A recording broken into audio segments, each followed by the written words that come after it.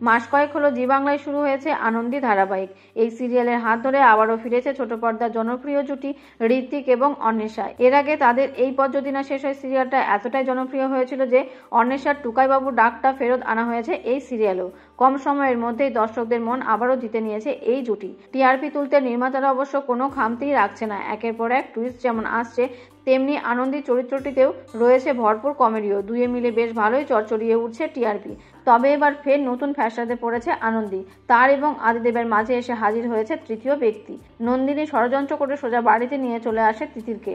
তিতিরের যে আদৌ কিছু হয়নি, সে যে সম্পূর্ণ সুস্থ তা জেনেও প্রমাণের অভাবে কিছুই বলতে পারছে না আনন্দী। এইদিকে তিতির সোজা উড়ে এসে জুড়ে বসায় আনন্দের সামনে। সমস্যা যে আরো বাড়তে চলেছে তা বেশ বোঝাই যাচ্ছে। এই ধারাবাহিকে নতুন প্রমোতে দেখা যাচ্ছে যে এবার পিকনিকে মজে উঠেছে। সেখানে গিয়েই আনন্দী আদির কাছাকাছি যাওয়ার চেষ্টা করছে, আর অন্যদিকে তিতির আনন্দীকে বিপদে ফেলার ফন্দিও করছে।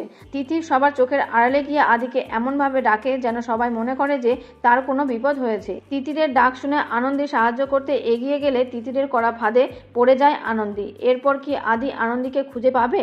এর উত্তর মিলবে ধারাবাহিকের আগামী পর্বে।